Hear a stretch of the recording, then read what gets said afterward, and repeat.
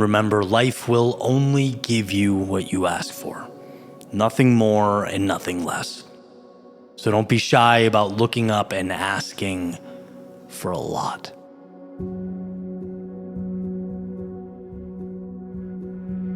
I'm going to go back to the basics here. Because when you miss the basics, you find yourself most off course. I'll swear by this. It's not the complexities or the details that derail us and leave us navigating the wilderness, hopelessly looking for answers. It's the foundational things. It's missing the pillars.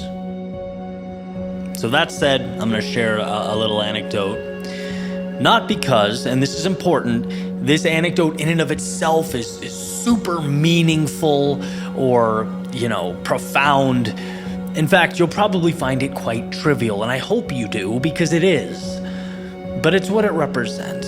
It's the symbolism behind it. So as I'm walking you through this, all I ask is that you're thinking about your own life and the places where this could apply. Okay, so the other day I got invited to an event up in Vancouver, and I'll share more about that soon. It was a great experience. I'm gonna drip it, right? Can't give it all in one take. But regardless, I got invited to this trip, and I booked my flight from Phoenix to Vancouver.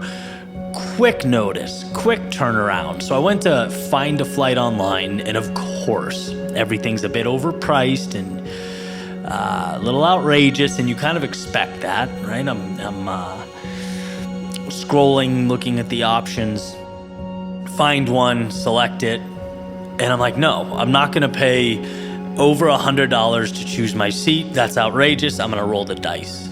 And as you guessed, that means I landed in a middle seat. Not ideal, but again, first world problems, I'll be fine. And I'm at the gate about 20 minutes before boarding. I remember it perfectly, leaning against this pillar with my backpack, watching something or texting on my phone, and it dawns on me, like I look up at the gate and I think, well, why don't I walk up there and see if there's an aisle or window? It's like worst they can say is no, right? You approach it with humility, but at least ask. And so I walk up, guys at the counter, hi, how can I help you? And I basically say, hey, this is out of left field, wondering, I got randomly put in a middle seat. Is there any aisle or window available you can move me to? Guy's kind of expressionless. He asked me for my ID, doesn't say anything.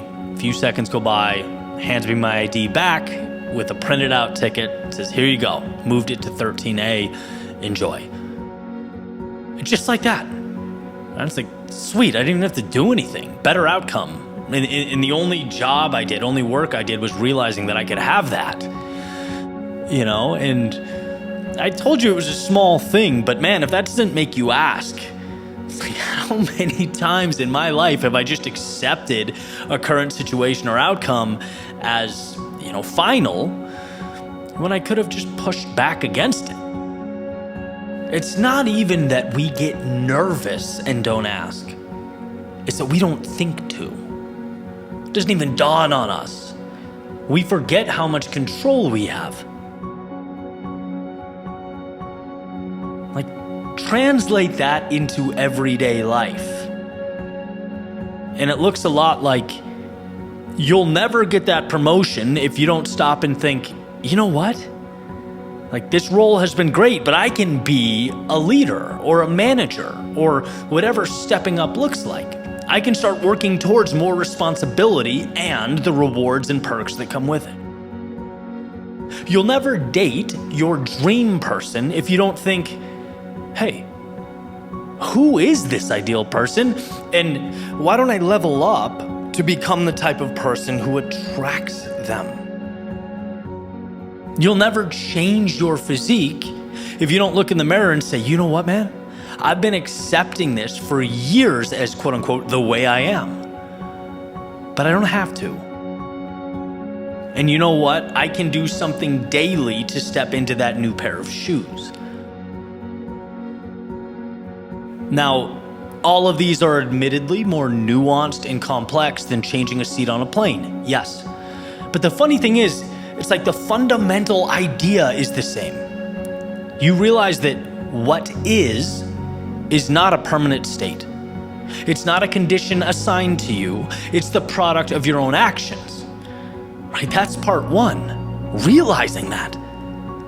And then the second part, of course, is doing something about it. It's walking up to that metaphorical customer service desk and seeking change, doing what is required.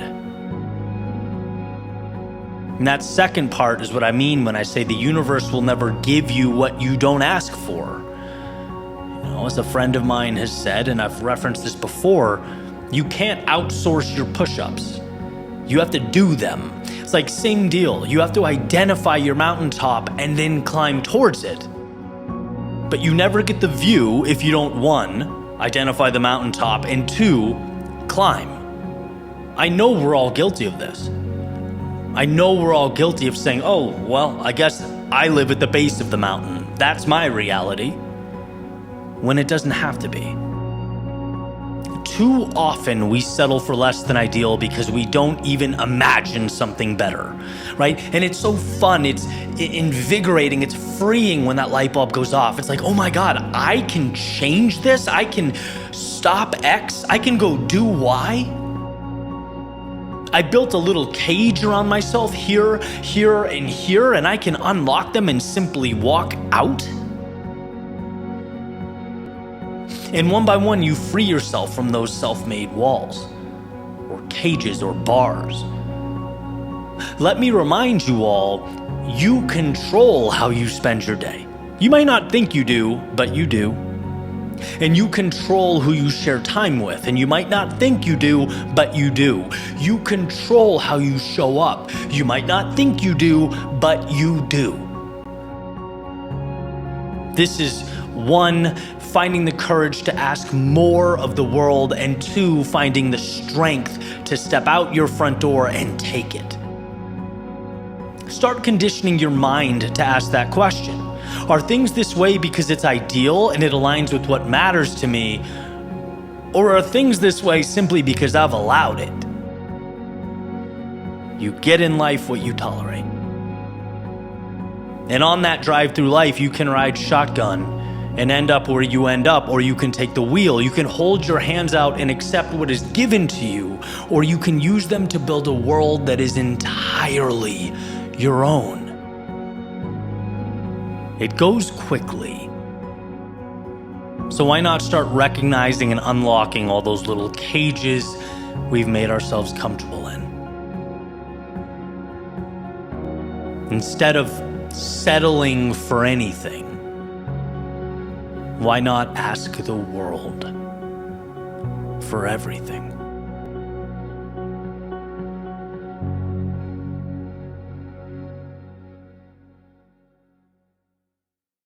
One of the biggest mistakes we make is accepting good enough as normal. And normal does not always mean optimal. In fact, a lot of the times it's the opposite. So I've been trying to, challenge that mindset in every area of my life. Yes, mentally, but also physically as well.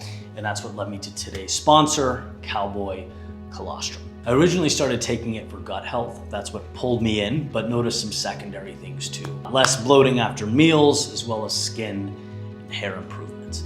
And it's not just me saying it. What I appreciate is there's actual evidence. So Cowboy ran a study and it showed that 83% of participants reported improved gut health. 79% experienced less bloating and inflammation, 72% saw better digestion, and 62% saw thicker hair. So for me, to make it easy, I drink my supplements. A lot of the times it's smoothies. Here, it's coffee. Every morning, it doesn't get easier than that. And so for you, if you've been settling for feeling less than your best, if you've been tired or bloated or inflamed and just chalking it up as part of life, maybe it's time to question that narrative. Head to cowboycolostrum.com/Eddie, and if you put in code EDDIE at checkout, you get 25% off. Thanks for watching. Back to the episode. You don't need a reason. You can just do things. Okay, let's go on a quick journey. I'm gonna do what I do often, use a big picture macro example to kind of kick open the door on something that I think is a smaller personal problem for many of us. Was recently on X, and I saw a post where someone was referring to some policy changes made by a foreign country. Obviously, no need to get into details here, but the post essentially referred to the country's new direction and said simply, "See, you can just do things." Boom. You can just do things. So the question is, if that's true, why, on a personal level, do we so often refuse to? Why do we so often carry perceived limitations around with us as though they are these tangible steel bars? Why do we think of an ideal state, sigh, and go, ugh, yeah, but not me?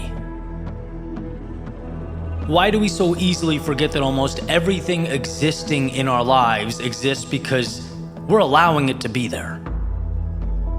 And by the way, that's a thought experiment that can hurt, right? The people you see, what you do, where you live, you've chosen it, all of it. Maybe not by nodding your head and saying, yes, more of that, please. But certainly by refusing to put your hand out and say, no more. See, the truth is, listening to this won't act for you. It won't write that email. It won't send the application. It won't put a deposit down on that apartment in a new city. It won't tell a toxic individual in your life that you wish them well, but it's time to move on and protect your peace. No, this episode will do no such thing. But hopefully, if all goes right, it plants a seed. It reminds you that there is your current world and your ideal world. And the former evolving into the latter requires you looking around and saying, you know what, I don't like this, so I'm going to change it. It requires you remember how powerful you are, how much control you have. Every once in a while, I think back to corporate America. And for all the flack it gets, there really are some wonderful things about it, right? There's plenty of wisdom as well as, relationships that I proudly carry with me to this day. But like anything, there were some things that as a young man really bothered me. And one of them was how many people around me, much older, some of them much, much older, hated everything about their jobs, their day. And I don't mean disliked, I mean loathed. I mean repeatedly checked the weather app for snow days like a third grader with a test scheduled the next day. And I would naively ask myself, then why the hell are they here? Now, painting a large group of people with a broad brush isn't always fair, but I feel confident in saying that at least generally, leaving wasn't a thought. Not for many of them. This was just the way things were. It was life. It was going around the track and they were merely passengers. It took some time, but I started to understand, right? My personal hypocrisy became clear when I had trouble making similar changes in my own life. It was just interesting to me, and I would recognize it and I would think about it. I'd realize sometimes we don't stop. We don't ask ourselves if things have to be a certain way. We just accept them and complain about them, right? After all, that's easier. And so I don't want this to be complex. I don't want this message to be some kind of decoder ring. I want this to be as simple as possible. I want to hand this to you and let you ponder this question as the architect of your own life, which you are. Are you happy with how things are? Do they align with what matters to you most? Are they pointed towards your purpose? And if there are things consistently weighing you down, why aren't you chipping away? Why aren't you redesigning? Why are you accepting something as is just because it's where you got dropped into the game? There's a lot of power and emotion behind this next idea, right? So much that it's really hard to grasp it as an idea when spoken. The same way other big ideas or questions like what's the meaning of life fall flat, right? It's just too big to fully grasp, but I'm gonna try. The idea or phrase is simply this: you are going to die. Life goes by fast, very, very fast. And we aren't in our 90s yet, at least most of us. But from what I'm repeatedly told, people that age all realize how stupid the helplessness and the hesitation, the fear, all that stuff that kept them small, how stupid it really was. How our imaginary walls keep so many of us locked in. If we're gonna be gone in 100 years anyway, break some things. Take some risks. Stop accepting standards that are subpar. You don't need to do that. You don't need permission. You don't need a green light or a letter in the mail. In fact, you don't need a reason at all. You can just do things.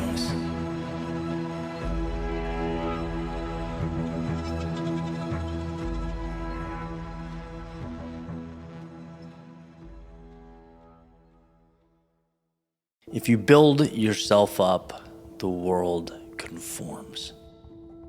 One of my favorite stories is in Gary Keller's book, The One Thing. Towards the end, he talks about a father and a son. I'm going to kind of paraphrase it and give my best interpretation here. It's been a while since I've read it, but in this story, there's a father and a son. The father's tucking his son into bed. And he says, "Son, I want you to know tomorrow I took the entire day off, and it's going to be you and me, and we're going to play and enjoy the day and have an amazing time." And the son is so excited to hear this that he can barely fall asleep. Right? Just makes his day, lights him up. So father says goodnight, walks out. Eventually the kid falls asleep. Fast forward to the next day. Bright and early, the father's downstairs sitting at his table. He hears his son, the little footsteps sprinting across the hall, and he goes, "Here we go." Down the stairs, the kid comes, sits at the kitchen table right across from his father. He goes, "Dad, let's go, it's time. Let's go play, let's go have fun." And the father's excited, right? The dad is ready to rock and roll, but he also thinks, as many of us have, it would be nice to just get 15 or 20 more minutes here to enjoy the morning, right? Sip the coffee, finish reading the newspaper. And the dad comes up with an idea. He says, "Okay, son, how about this?" He rips a page out of the newspaper he's reading, and he tears it into about 20 pieces. And on this page was a globe. It was a picture of the earth. He places these 20 pieces of the earth in front of his son, and he says, "The second you complete this puzzle and you put the earth or the world back together, I'm gonna be done with my coffee, we'll go right outside, and the day will begin." Right? Picks up his newspaper, continues reading, smiling to himself, thinking, "Hey, I just earned myself that 15 minutes. Well, sure enough, a minute and a half goes by. He feels a tug on his newspaper. He looks up, he goes, "No way." Son says, I'm done, I finished it." He looks over, sure enough, the puzzle is complete. He says, "Son, how did you do that?" And the kid said, "Well, a piece fell on the floor," right? They have a glass kitchen table. And he said, "And when I went down to pick it up and I looked up through the glass, I could see that on the other side of the globe was a picture of a man. And so I put the man together because that was easier." The idea being, the concept being, when you build the man, when you put the man together, the world falls into place. And that right there is, I believe, one of the most critical things I've ever learned. And I'll talk a little bit about when I feel like that light bulb went off for me. But that was everything, right? Jim Rohn says it a little bit of a different way. Again, I'm paraphrasing, but he says, it's not getting there. It's not the result or the mountaintop. It's who you become along the way. It's those instances where you look over your shoulder and you realize during the pursuit, throughout the process, you've become more capable. You've become wiser, more competent. And that's the ticket to so many doors opening. So I want to talk about 3 things that I believe help you build yourself. The first thing is identifying a North Star or identifying an ideal, which might seem simple, but again, it's the simple things that we often overlook. And by the way, there's often a hefty price for overlooking them, right? So that's the first thing, identifying the North Star. The second thing is, okay, we have our North Star, but what can we say goodbye to? What can we cut off that we no longer need? And the third thing is, once we have that information, starting, which is a project in and of itself, and I'll talk a little bit about the mindset behind that. First things first, identifying your North Star. To me, this comes down to a simple understanding. You have so much more control of your life than you think you do. And it's not your fault for not thinking that or not seeing that. It's just something we do without being conscious and being aware. We conform. We live the life we feel like we're expected to live.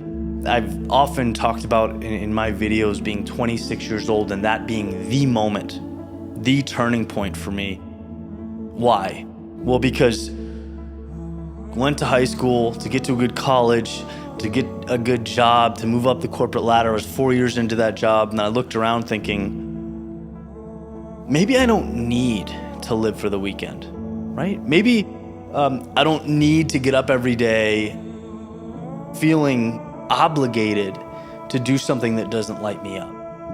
Maybe I have more control over my life than I thought. There's an idea that everything around you, everything in your life is there because in some way or another, you've allowed it to be there. You've said yes to the people you see every day, how you spend your time, where you go, what you do, all those things. If they are in your life, whether it's subconsciously or, very blatantly, you have said yes. And so it's realizing, hey, there's something else out there for me that matters, that's meaningful. The last 10 years, it's been the hardest 10 years of my life. There's no question. Bringing something into existence that was not there, working to grow it, to expand it, working to grow myself as a person, right? But throughout it all, I've cultivated meaning. I get up in the morning and I think, this matters. I have a purpose that I care about, that lights me up. To me, that's the goal. And to find that and identify that is everything. J.R.R. Tolkien in Lord of the Rings, he says, not all who wander are lost. We need to give ourselves permission to seek that out. To look around and realize, hey, some of my life, some of the things I do every day, I'm sure some of it's beautiful, right? But some of it just happens. That's life. Some of it falls into place and doesn't make us better and doesn't excite us and has nothing to do with where we want to go. And so we need to be able to differentiate those things and start gravitating towards something that matters. The second one is a little bit, it's quicker. It's associated to the first one, right? The idea of, okay, now you have that thing or you have an idea of that North Star.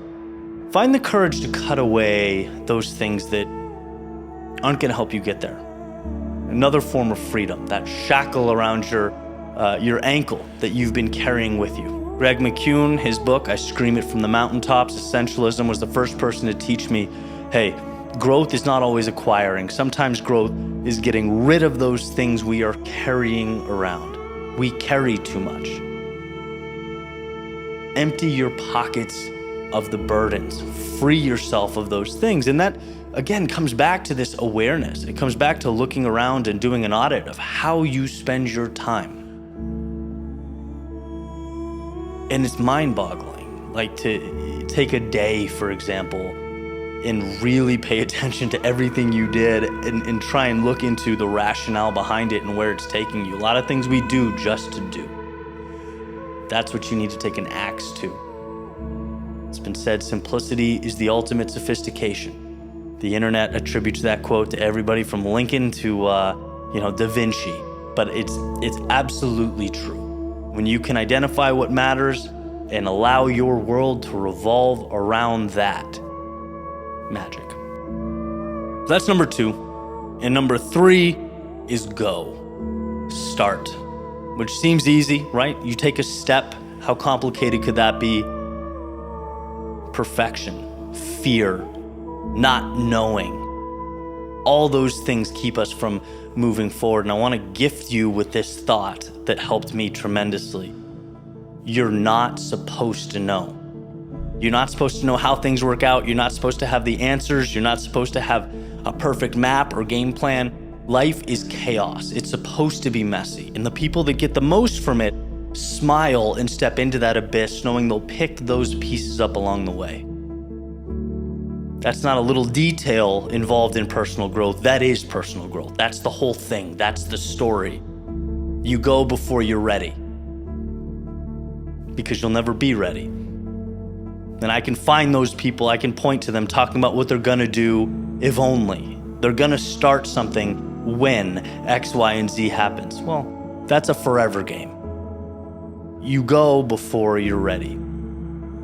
Even this studio, right? This is a new studio, it's a new setup, just a little spark to reinvigorate creativity and production. It's like moving things around.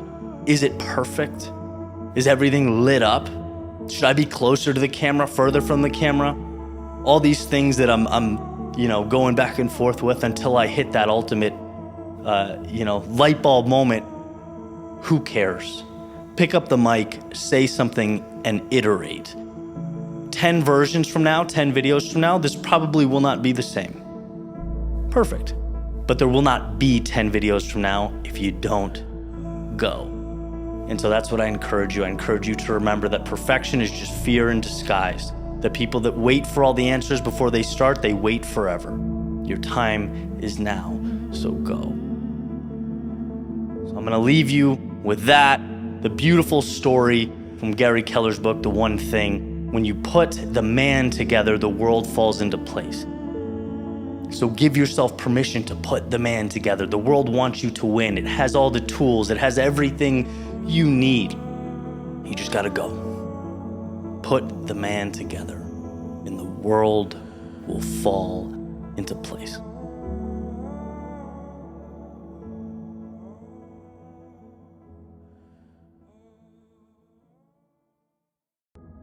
There's a notebook in the top drawer of a desk that hasn't been moved in years. Second drawer down, left side, under things that used to matter. It's black leather, still stiff at the spine like it's never been asked to open all the way. If you did open it, you'd find one sentence, written slowly and carefully. Quote, "This is where everything changes," end quote. And then nothing. No second page or mistakes, no proof that anything ever followed, just the idea of a beginning. He remembers the night he bought it, sitting on the edge of his bed, turning it over in his hands like it meant something. And for a moment it did. So much promise. A symbol for everything that could be. There was a feeling, not loud or dramatic, just this quiet certainty that life could split right here, that fork in the road. There was the belief that if he really started, things would be different. He even turned to page 2, held the pen above it, let it hover long enough to almost become real. And then, not like this. Not tonight. I want to take my time. I want to do it right. He looked around the room and thought, I'll wait. For the right energy, the right clarity, the right version of himself to show up first. You know the things we tell ourselves. Because in his mind, it was going to be a perfect day. clarity, no distractions. That energy you get from the feeling of a new pursuit, right? Time stretching out in front of you like it finally made sense. He closed the notebook and set it in the drawer. It was going to be such a perfect day. That day that never came. The next morning, the sun came up. Didn't feel like a beginning. Felt like traffic. Felt like emails, like small things stacking into a day that didn't really feel worthy of something big. This was the ordinary, nothing to celebrate here. So we waited again. Not out of fear. This isn't a monster in the closet thing. It's just out of respect. Maybe that's the best way to put it. I don't want to rush it. I want to do this justice. This is going to change everything. Let's give it the respect it deserves. And that's the part that hides. Because hesitation dressed up as intention can pass for discipline. So the drawer stayed closed. And the idea stayed perfect. Untouched, unchallenged, unreal. In his mind, it still glistened. It was such a perfect day. That day that never came. Years didn't pass all at once. That's not how they slip by. They elude us, quietly. In between routines that felt productive enough to avoid asking harder questions. Every so often he would open that drawer, he'd look in there. Not to write, but just to check. To remind himself that it was still there, that he hadn't given up. No, not him. He could start, but not yet. And that was enough. It was enough to keep the story alive without ever having to live it. Because as long as it stayed untouched, it stayed perfect. No bad chapters, no doubt, no proof or evidence that he wasn't who he imagined himself to be, just potential, preserved, just possibility in a glass casing. Waiting for a version of life that would finally feel worthy of it. Waiting for what he knew would be such a perfect day. That day that never came. Now, you've probably put this together. It's always easier to from the outside in, but he never did. He never realized that there is no day that arrives on a platter, clean, perfect. No morning where you wake up fully aligned, fully ready, without resistance. There is only this. There is this unfinished moment, this imperfect opening, this version of you as you are. The same kind of moment he had that night with the pen hovering over page 2, the same one most people step away from. Everyone has that drawer. Everyone has that notebook. Just different targets, different goals, different dreams tucked away. Because starting, it does something dangerous. It makes it real, and once it's real, it can be wrong. Once it's real, it can be criticized. It can be messy. It can fail. But we forget once it's real, it can also become something. And that's the trade-off. You either protect an idea of perfection, or you build something that can tangibly matter, change your life, affect the world around you. You don't get both. And one day that drawer becomes a memory. That notebook becomes something else entirely. Not a beginning, but a question, and you know the question. What if?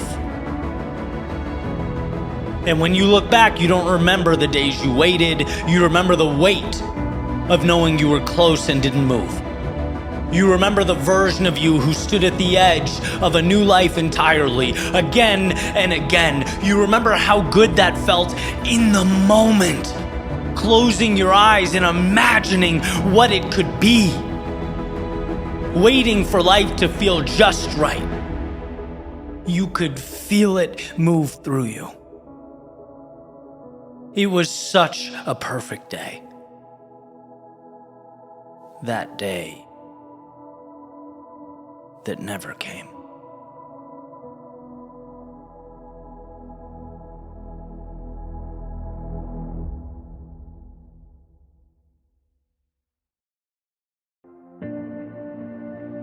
Someday, the things that you currently don't understand will make sense. Someday, the big things you're dealing with won't seem so big anymore. Someday, the doubts you have about yourself will be revealed as false. Someday, you'll see that the things you worry about didn't matter at all. Someday, you'll see that the road before you wasn't something you had to walk flawlessly, but rather something you had to trust and believe in. Someday you'll look in the mirror and see that you had it in you the entire time, that there was nothing you needed or should have been hoping for. Yeah, someday. Someday that will all be true. But what about some days from the past? I remember years ago thinking someday I would venture out into the world. Someday I'd speak my mind. Someday I would start my own business. I would surround myself with people who believed in what I believe. Someday I'd make a little more money, have a little more time to do what I love. Someday I'd have all that. And as I look around, I realize it looks a lot like someday. But guess what? As we grow, so do our some days. It's a chase that never ends. There's always something more. There's always something bigger and better. And the problem is not the ambition. The problem is forgetting that in so many ways, you've dreamt of being where you stand right now. You have arrived. You're not the same person that 10 years ago was throwing some days out into the universe. No, you have grown. You have learned. You have evolved. Why does this matter? It matters because without acknowledging how far you've come, you cannot acquire the strength needed to go where you must go.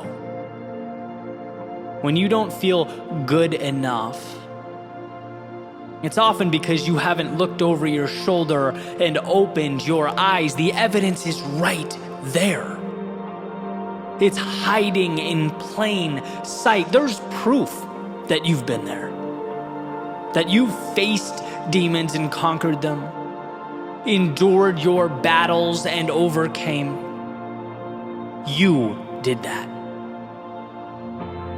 And at one point not that long ago, you couldn't say that you had. You weren't yet that person, but things are different now. What you have today